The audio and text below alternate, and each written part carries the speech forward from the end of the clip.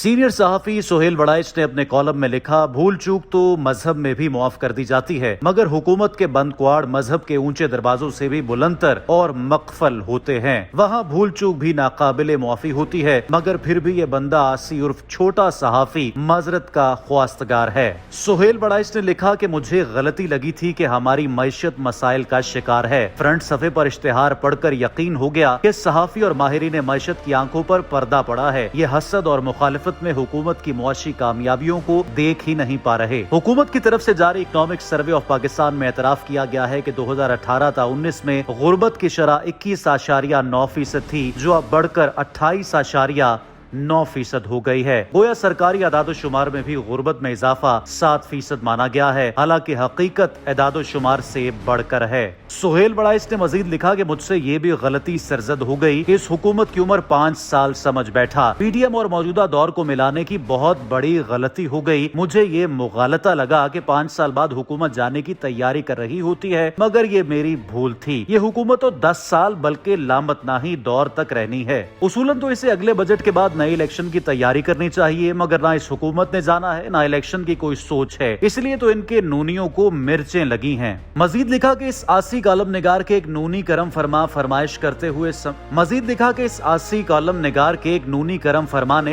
करते हुए समझाया कि मौजूदा हुकूमत इस निजाम के लिए नागुज़ीर है। अगर हुकूमत गिरी तो पूरा निजाम धड़ाम से गिर जाएगा। नूनी मेहरबान ने कहा कि ये निजाम शाख नाजुक पर आशियाने की तरह है। मौजूदा हुकूमत इस निजाम के बचाव की आखिरी ढाल है। कोई भी नया तजुर्बा या तब्दीली खतरनाक होगी। अपने कॉलम के इख्तिताम पर सुहेल वड़ाइच का कहना था कि इंतबा कर रहा हूँ कि बंद कमरों से बाहर निकलकर अवाम में आए। ना आपकी मैशत ठीक है और ना ही सियासत। आप किसी गलत फहमी में हैं। मुखालिफ हवाएं चलने लगी। बाकी जहाँ तक इस नगोड़े सहाफी का ताल्लुक है, इससे बस जरा सी ये भूल हो गई है, वगरना तो आपका इकबाल बुलंद है और ता अब बुलंद रहेगा।